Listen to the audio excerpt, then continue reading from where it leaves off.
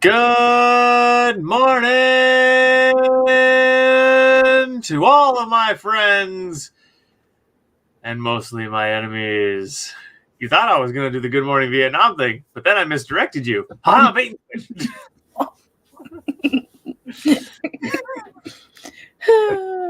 You're like, Mason isn't the only one who can do misdirection around here. But I'll never do it as good as him. I'll never misdirect as good as him. That motherfucker will tell you you're going to Mordor and you're actually going to the ice cream shop. And you'll be convinced you're going to Mordor. You'll be like at the motherfucking gates of Mordor. You'll be looking up at the motherfucking hellscape of Mordor. You'll be praying on your knees to God that you're not actually at Mordor. And then he's like, "Here's your ice cream cone."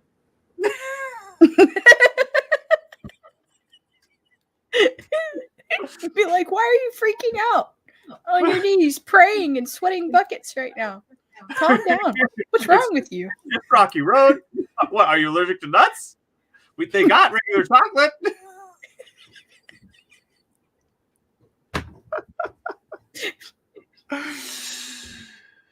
Oh, me. So anyways, guys,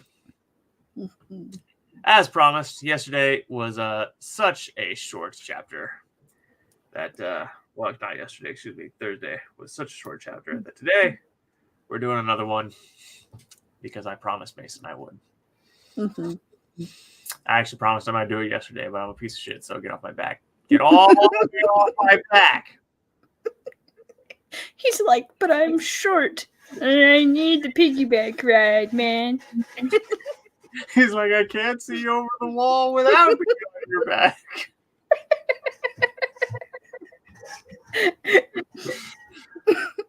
Oh man. Classic. Okay.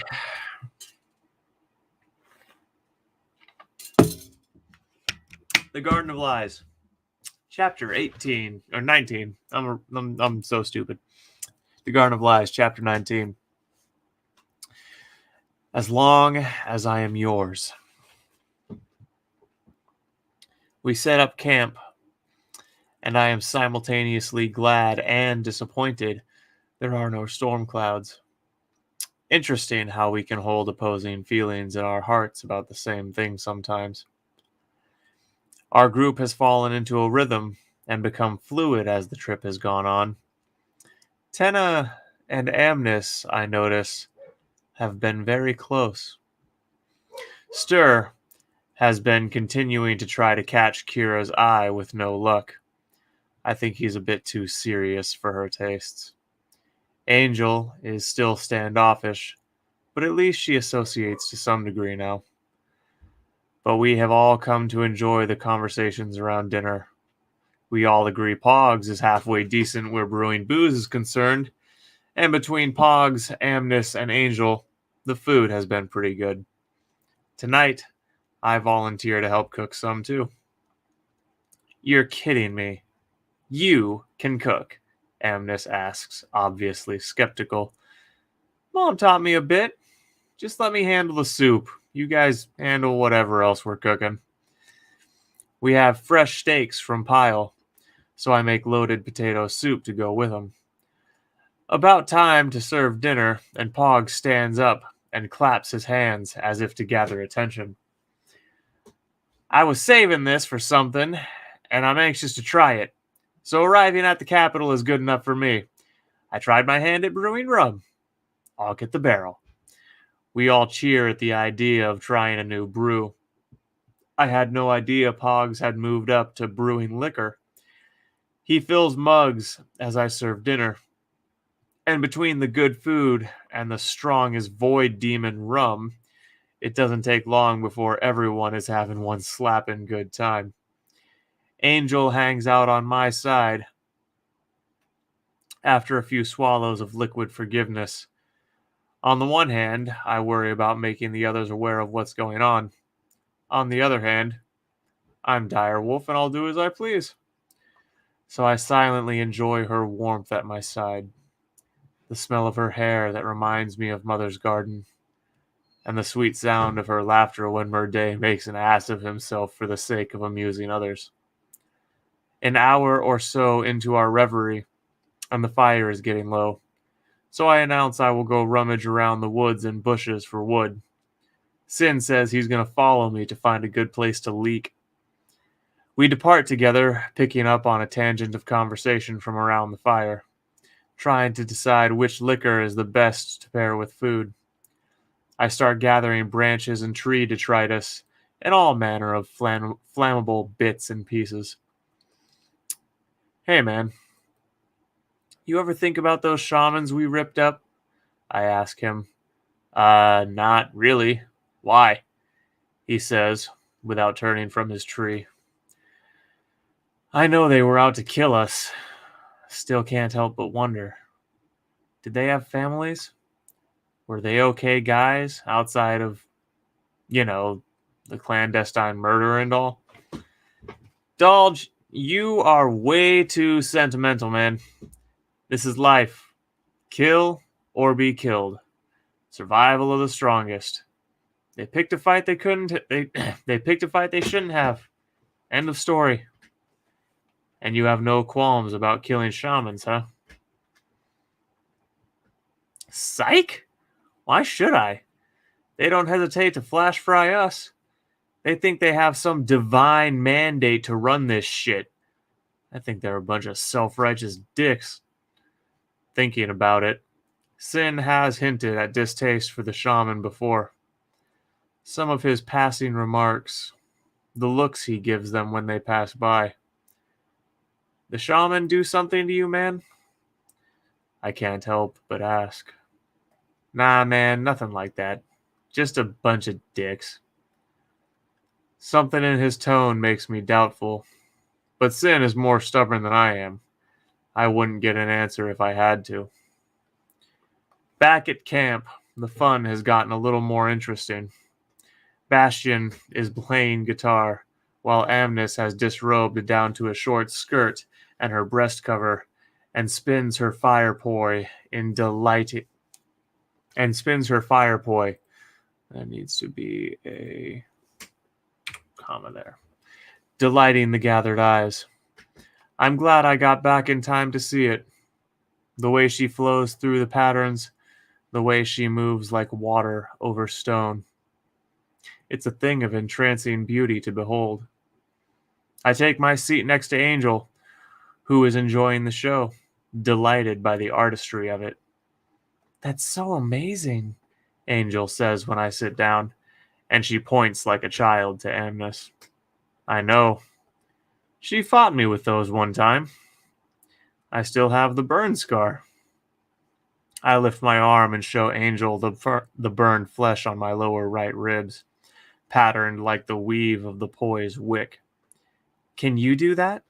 Angel asks me. I've never tried. Try, she says enthusiastically. My reflexive thought is to say no, but when I look at her, I feel like I could rip the sky itself down if she asked me to. Amnis, show me a trick or two, I say, standing and removing my shirt. I notice Angel looks at me when I do. Before the storm atop the rock, I wouldn't have recognized the emotion conveyed by her expression. But now I do. Desire. A desire I very much share with the beautiful human.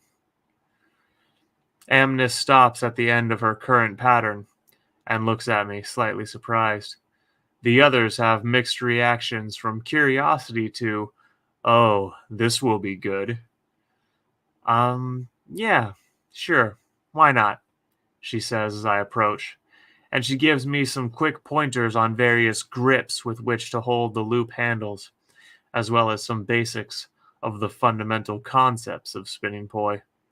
Inertia and momentum, just like the avalanche. I loop the handles around my fingers in the basic grip she showed me and start to spin them at my sides, getting a feel for the weight. When I start attempting to move them through the patterns I have so often seen Amnis perform, I am surprised to find I manage many of them on my second or third attempt. I quickly establish a pattern of weaves and shapes of my own, and when I am able to afford my friends a glance, they seem entertained. A few times I smack myself with the burning wicks and burn off some body hair for my trouble, but my friends get a laugh, so it's worth it. I spin the poi until the wicks run out of oil. Not bad, Dolge. You're just chock full of surprises, Amnes says as she walks up to retrieve her poi. There is a general chorus of agreement. Kira and Angel seem the most enthusiastic about my showing. Long ways off from spinning your way through a fight, though, Amnes adds, in case I was inclined towards delusions of grandeur. I was not, at least not where spinning poi is concerned. I sit back down by Angel, and she insists I was amazing. Tenna watches our exchange with a grin, as if she finds Angel terribly entertaining. When Angel sees Tenna watching, she clams up. What is the deal there? Time passes, and the fire dies. Food is finished, and the rum is gone. So people begin passing out as the booze finishes pickling their insides. I like to toss my bedroll under the wagon. Makes me feel like I have a roof over my head. I'm just getting settled in when Angel kneels down on the side of the wagon opposite the fire and the rest of the group and pulls my hand. What? I ask. In answer, she merely pulls harder. I sigh and roll out from underneath the wagon. When I stand, she takes my hand and pulls me away into the night. We run. Well, she runs. It's a light jog for me. Into the cover of darkness, away from the side of the road where we pulled over and made camp. The moons are bright. Even still, I can tell she is having trouble seeing as she stumbles or almost trips every dozen steps or so. I stop, and as she has nowhere near the mass or strength needed to move me, she stops cold too. You're going to trip and die when your head smashes into a rock. Here. I kneel to give her a piggyback ride. She hesitates. Nothing like last time, she protests. Nothing like last time, I promise her. And with some trepidation, she climbs on. I run with her on my back at a leisurely pace, and she holds tightly. After she realizes I really am not going to do anything crazy, I feel her muscles lose tension, and she nuzzles into the side of my neck before kissing it. My blood boils. Once we're about a mile or so from camp, I start looking for a nice spot to stop. I see an old, massive log seemingly out of place on this plateau overlooking the gentle sloped hill that leads down into the valley where the capital dwells. I slow as I approach it, and I turn and set Angel down atop it before hopping up to join her. She immediately grasps my arm and wraps around it like she expects the wind to blow me away. We sit for a few minutes, and I can't take it anymore. The smell of her skin, her soft... The smell of her soft skin on my own battle-scarred hide. I turn on the log, straddling it and facing her. I pull her into a kiss, and she moans in pleasure as we continue to get to know each other's touch and feel. She turns to face me, and I pull her onto my lap, where she wraps her arms around my neck. Our hands explore each other, and our temperatures rise. I lose myself in her. I forget the pain of combat, the isolation of my childhood, the fear of the void in my mind. It all falls away inside of the euphoric embrace of this tender girl. When we finally part for air, I grab a handful of her hair and pull her away gently to look into her eyes. Your eyes make me feel peaceful, I say to her. She reaches a hand up, and brings my hand from her hair to her cheek, then leans into it and hums a sound of contentment and affection. Then she looks into my eyes. "Your eyes are like an ocean," she says. "You've seen the ocean?" I ask her. "No, but your eyes make me think of it." "I'll take you someday," I say without even thinking. And I mean it. I want to see the entire garden, and I want to see it with her. She gasps in excitement and kisses me. I lean back on the log and pull her on top of me. After the most blissful eternity of kissing and stroking this cute little thing on top of me, she breaks the kiss and cuddles into my chest, and I wrap my arms around her, and we lie there, hearts beating as one. I get to thinking about tomorrow, specifically as it relates to keeping Angel safe. Pyle was a close call. It could have been a disaster. There's only one way I know for sure will afford Angel my protection and give the benefit of out of sight, out of mind. She isn't going to like this. "Angel, you have to do something for me tomorrow." "What is it, Dolge?" Her voice is sunshine and sugar. "You have to pretend to be my slave, so we don't repeat Pyle. In the capital, a repeat like that could... No, it would get us all killed," I say with empathy. "As long as I am yours," she says with no hesitation. I raise my head to look at her in surprise. "Really? I thought for sure you'd hate the idea." She shakes her head in the negative. "As long as I am yours, I'll be whatever you want me to be," she says. I don't know why. Excuse me. I don't I don't know what to say, so I settle on, "I just want you to be you and mine." She kisses me again, and I feel for the first time in my life as if the gaping hole where my parents were in my heart is filled. I feel whole. "Let's get some rest," I say as I sit up and jump off the log. Angel holds out her arms as a child might, and I grab her from the log and carry her to camp. "Hey, Dolge, you might want to see this," is the phrase I wake up to. Tenefe is kneeling, looking under my wagon to make sure I wake up. "What? What is it, Tena?" "Come look, silly." Ugh, women. I get out of my bedroll and take care not to bump Angel, who is fast asleep next to me.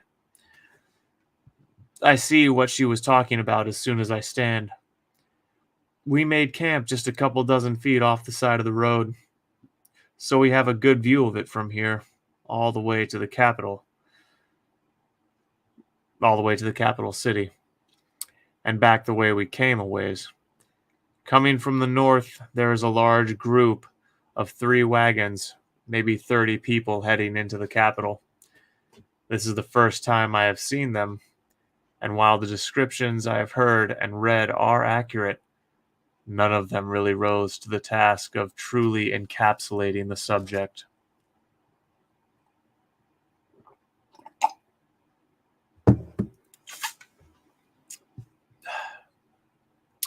For the first time in my life, I gaze upon the avians. Unlike us canids, or the felines of the south, the avians are steady state shifters, meaning they are born, and that is their form until they pass into the void. As the description said, they are not uniform in appearance, in that some have wings on their backs and human arms. For some, their arms are their wings. Still, some have both. But the one which really, really fascinates me is the female with 4 wings on her back. White blonde hair hangs down to her waist. eyes blue like the sky, narrow, sharp features. She must stand a head taller than I, and her legs are the better part of that. But her wings are what I cannot pull my eyes from. The two, which are higher, appear to be centered on the shoulder blades.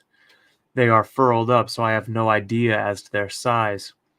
The second pair is on her low back, and also furled. I suspect it would be a miraculous sight to see her fly. Tenna, wake everyone else, please, I say as I turn to get Angel. I don't want her to miss this. When I finally coax Angel from her slumber, the avians are off in the distance, but she's still able to see the general shape of them. My old man used to say he wished he was born an avian. Said he thought flying seemed like a dream come true, I say to the red-headed woman at my side. You haven't told me much about your parents, she says. That is because until last night it was painful to talk about them. But now I feel as if a hole has been filled and a thorn removed. So as we break camp, I tell Angel bits and pieces about my parents. Sometimes she asks a question, never the question I would ask. I like that about her. I put a hold on the conversation to address my friends. We head straight for registration. Then we are going to find a tavern and eat sitting on chairs and benches like the civilized heathens we are, I say, raising a fist into the air. My pack shouts in excitement. Kira and Amnes look at me with blank stares. I think the word heathen has disenfranchised them. Ah well. As we begin walking into the capital, me and Angel pick up the conversation.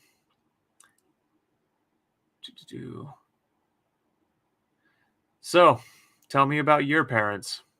You said Angel freed your dad along with you. Where is he?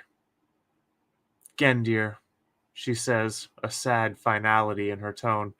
What? You're joking. No, I'm not. Gendir is my dad. My blood dad.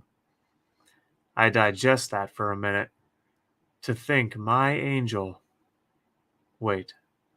My Angel? Yeah, I like the sound of that.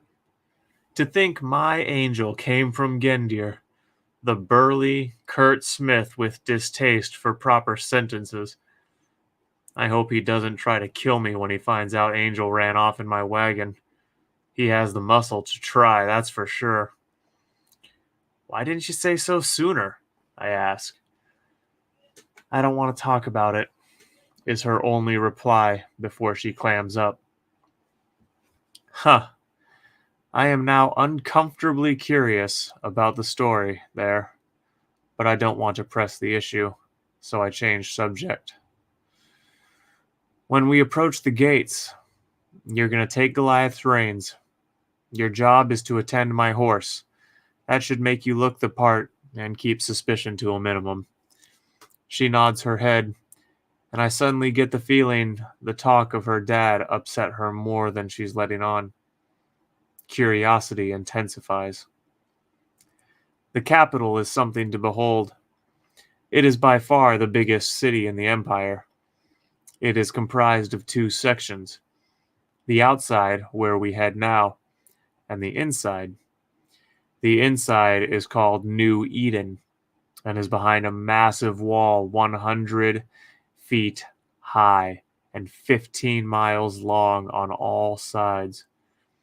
It is forbidden for any but the highest ranking shaman to enter, and avians are not allowed to fly over the city and look into New Eden. Those that have tried have been shot out of the air by sentinel shaman on the walls. About 200 years ago, there was a rebellion that attempted to storm New Eden to seize its secrets. No survivors. The outside is built around the walls of New Eden. At the four corners of the walls, large man-made lakes supply both sections with clean water. The buildings of the outside are all grand and ornate and take style choices from all 5 nations, mixing the best of them into fascinating amalgamations of architecture. Last I heard, over 1 million shaman and shifters called the outside surrounding New Eden home. As we get closer, farms, smithies, and lumber mills become denser. The industry of outside that feeds the entire capital. Human slaves can be seen doing the bulk of the grunt labor, while any task that takes a level of skill is reserved for shifter artisans. I can't help but gaze upon the humans and their downcast faces as I pass them. They look devoid of hope or purpose. I have seen more lust for life in 3-legged old dogs than these slaves have. It evokes many of the same emotions I felt the day I saw Angel get the lash. And after a mile or two of watching them suffer, I pin my eyes down and forward. If I keep staring, I am liable to do something stupid. The crowds get thicker as we go, and my eyes find a welcome distraction. My far-flung kin, the shifters of the 5 great nations, are all on display. The capital is the only place in the empire where you can routinely find a shifter of every kind.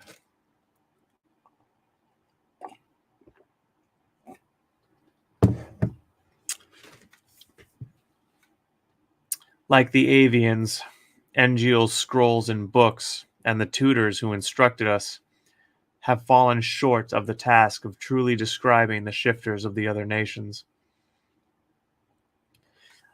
I know what I see thanks to my tutelage, but it still shocks and inspires awe. The reptilians of the far south are the most different from each other. They have the war shell tribes, turtle shifters who are giants with armored skin, who move slow but have devastating strength. The desert vipers are said to be the fastest strikers among the shifters, with poison in their bites and their claws. Then, the lizard men, gifted with the ability to regenerate lost limbs and blend in with their environment. They are unmatched as spies. All of them look like scaly abominations to me, and all of them are steady-state shifters. Miraculous gifts come with steep prices. I also see the dolphins and shark men of the aquatic nation. Bluish skin, gills on their necks, webbed feet and hands. And the sharks have serrated teeth that grow back if you punch one out. Wish I had that. The smells that hit my nose are an assault, and eventually my sense of smell is so confused by the litany of smells, it's all but useless. Thankfully, my hearing is my better asset, despite Angel doing her best to take it from me the other day.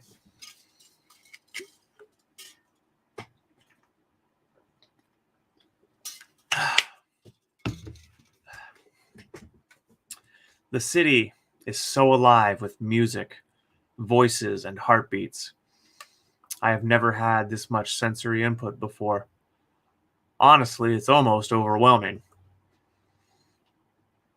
As we proceed through the street, Angel taking the reins and keeping her head down appears to be working fine. I look at my formal invite to the trial from Engiel. Directions to the registration for the canids and avians are at the bottom of the page.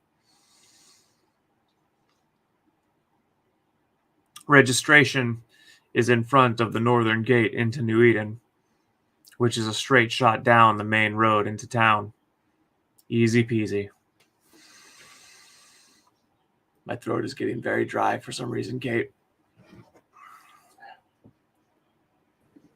Oh no.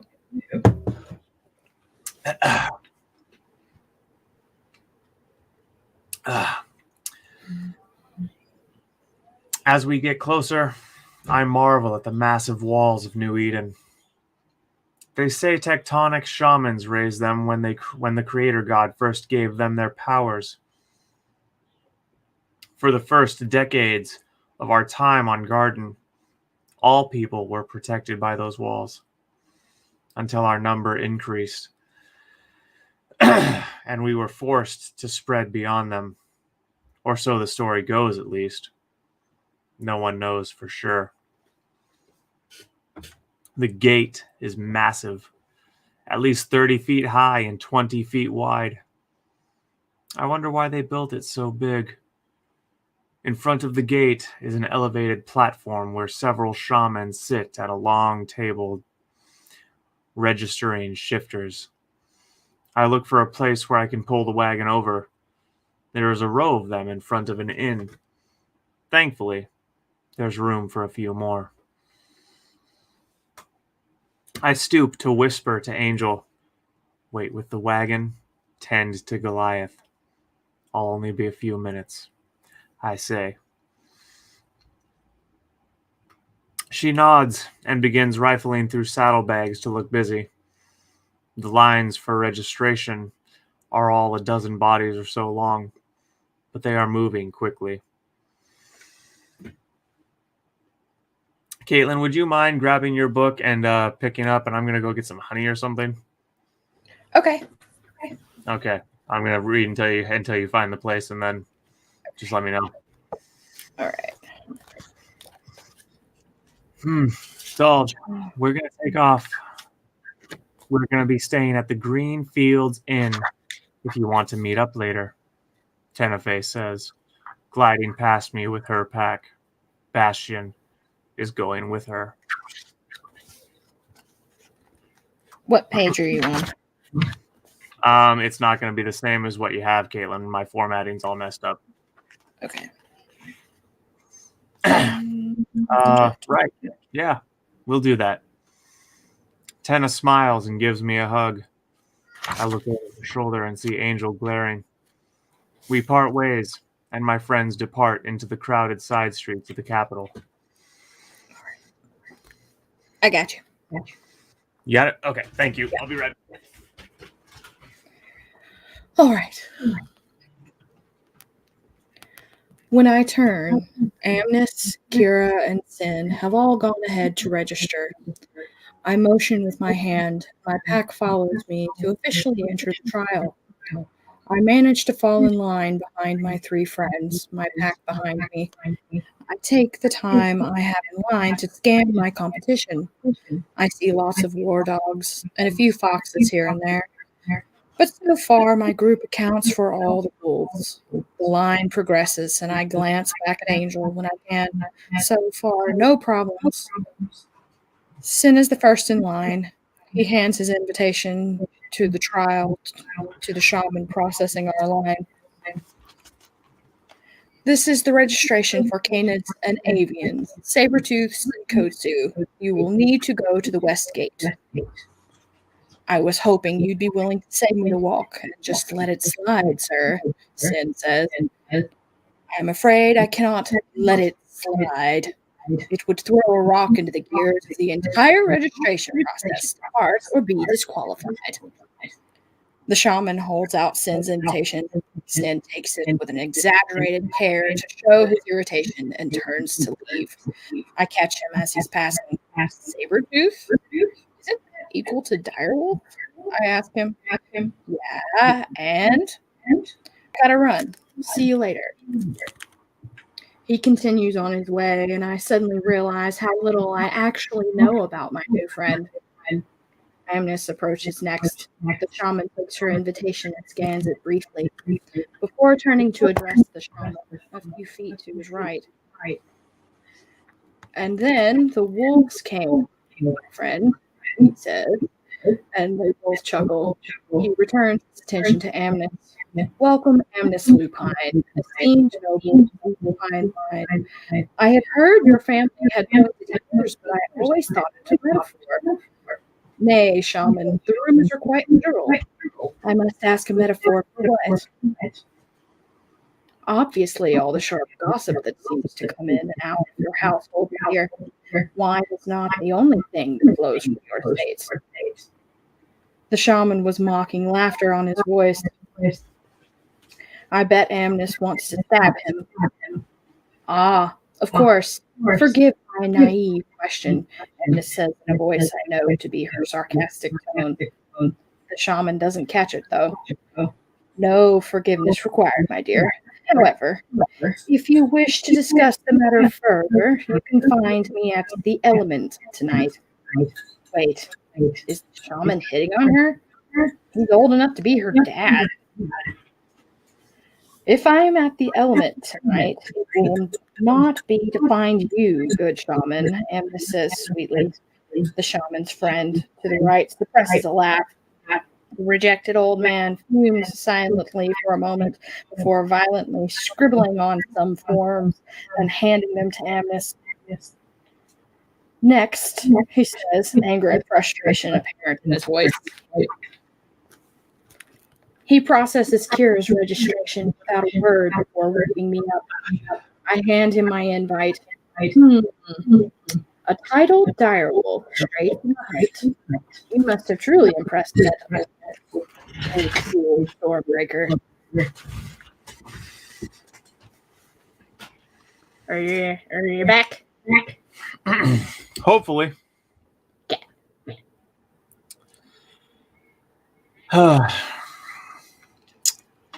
You must have truly impressed that old fool Stormbreaker.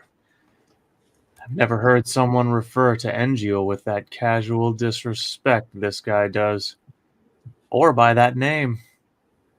I hate this guy already. But the new information is interesting. Elder Engiel is no fool, I sternly inform him. But he doesn't seem to care as he scans my invitation to the trial.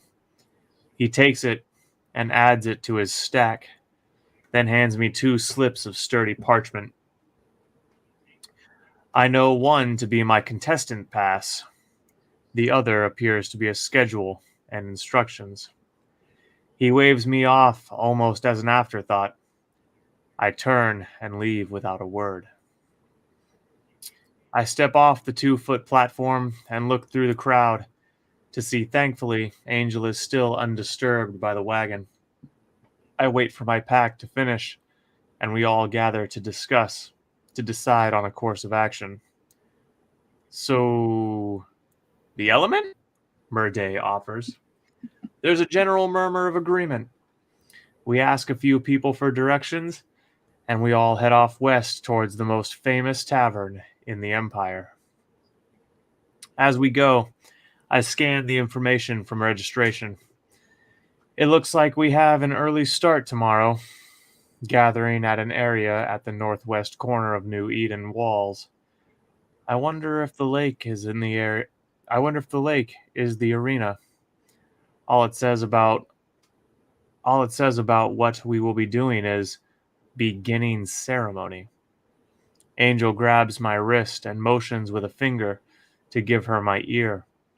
I listen intently as she whispers, so softly it's barely audible even to me, even this close. The content of her words validates the low volume.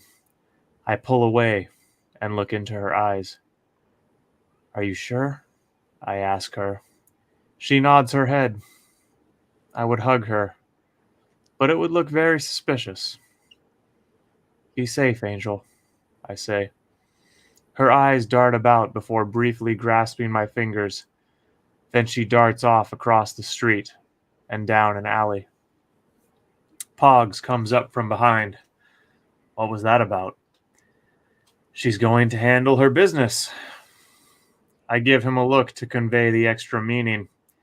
He nods in understanding, a grave look on his face. Turning back north, we round a corner onto a street labeled Respite Lane. And I am immediately amazed at the number of wagons and shifters I see. The folks who gave us directions said this is where the majority of inns and taverns in northern outside are. The street is maybe a little over 50 feet across and goes north until town ends in plains again. And it's absolutely awash in warriors of the Empire. It's both exhilarating and a wee bit intimidating. Careful, Dulge. Your inner dialogue is showing, Amnes says from behind me to the left. Am I that obvious when I'm not in the mountain? I ask her. Your heart sped up a tick, and your scent changed, Kira explains next to Amnes. Plus, we just know you, Amnes beams at me. Sometimes, having friends that you know as well as my current group knows me is exhausting. Hey, get your mangy asses moving. You're blocking the road, I hear someone shout from behind us. I walk to the side a bit to see we have indeed held up a few wagons behind us. I want to retort at the guy, but he's right. Hopefully I get to kick his ass in the trial. I start pulling Goliath down the road until my eyes land on a large crowd of people. Gathered outside the most ornate building for a half a mile up or down the street. That must be it, I wager. Eh, boss? Steergild runs up next to me and points. Reckon it must be, I say in quiet awe. The building appears to have 3 stories, the roof at least 60 feet high.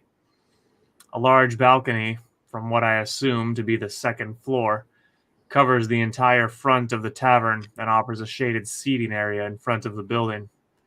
The balcony is held up by pillars of what appears to be polished granite. The building is painted in the light grays many shaman official favor. The corners of the balcony have carved stone gargoyles. The trim and eaves are carved into shapes that evoke a sense of beauty and dread. The tavern is named by an ornate cloth banner hanging from the rafters near the top of the front side. The crowd in the street and on the balcony is massive. It would appear we picked the popular spot. I scan, but no matter where I look, there is no spot where I can safely leave Goliath without me to calm him. The crowd will make him go nuts. Hey guys, go ahead. I gotta find somewhere calmer to stow away the monster. I'll come with you, boss, Class says, taking my side. The others say they will find us a spot inside and wave as they wade into the crowd. I nod my head, and we get moving north again. Why'd you want to come, Class? Ma then, one person should know where wagon is, he manages to say. The patience he displays with the issue impresses me. I would be going nuts by now. I ask a few people in passing if there's a stable anywhere around here. I get directed another half mile down the way until me and Class are in front of definitely the biggest damn barn I have ever seen. I could fit my house, workshop, and half the town square of Three Fang into this barn's loft. Sweet void, this barn is huge. The massive double sliding doors are open, and I pull Goliath inside. The massive loft 20 feet up is held by pillars of granite as well. On the north wall, rows of wagons of various shapes and sizes. On the south wall, stables hold a few dozen horses. Anyone home? I call into the building. Coming! I hear a feminine voice call from the loft. I turn and notice a ladder mounted on the north wall near the front of the barn. A middle-aged woman with graying hair and appealing angles descends the ladder.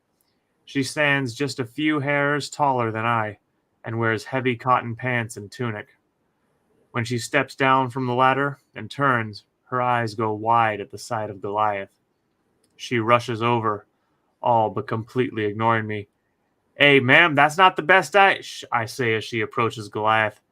But I waited too long, and he rears. She expertly jumps back, but she's kept safer by the wagon harness restraining him than her own evasion. He is magnificent, she declares. Thanks.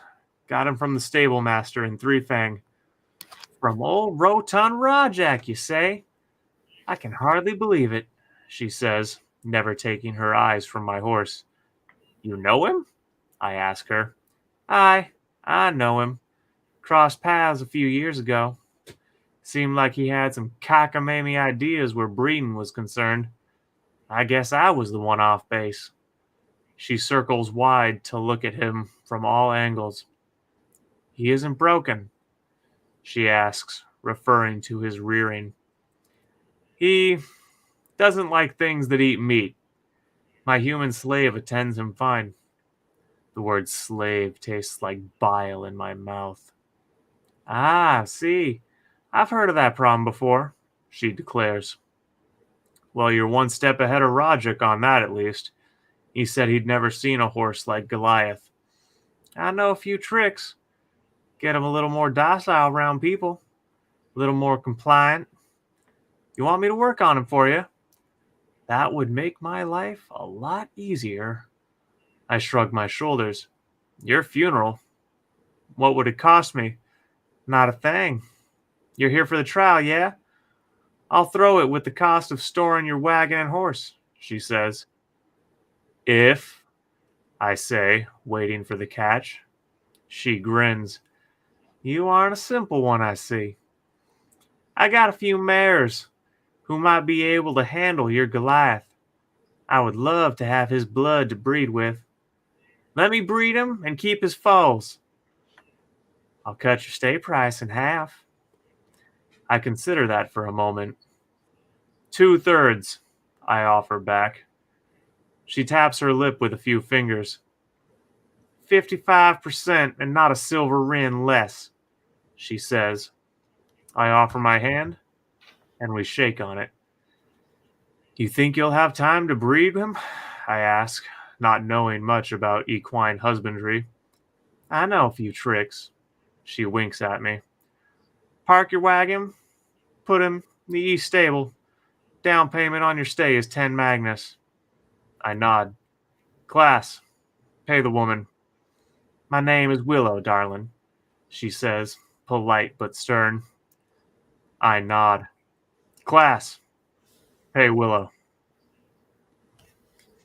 The Garden of Lies, Chapter 19. As long as I am yours. Sorry that I designated or what's the word, like relegated my duties to Caleb for a section of that. That's All of okay. a sudden, like I said, my throat just right on that side, scratchy as hell. Yeah. So either next Wednesday or Thursday, this next one's coming up, and if you've been following the series, you'll want to be here next Wednesday. It's the good one. I'll get the live scheduled, check back in a day or two on my channel, see when the next live is popped up as scheduled. And to everyone who's following along, but especially my dear friend Mason, who's been very motivating and encouraging in this whole thing. Thank you all so much, and thank you so much, Mason. The support means the world.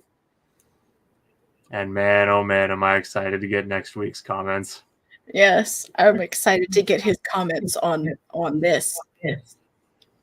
Yes, he will have some good stuff to say on this one as well. I agree. The whole first part, he's gonna be like, Team Amnes. Yeah.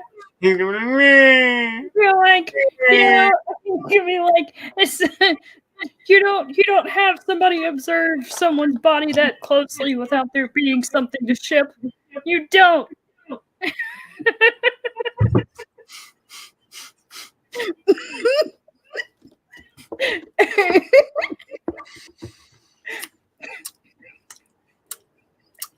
Alrighty. Thanks for being here, everyone. Welcome to Garden.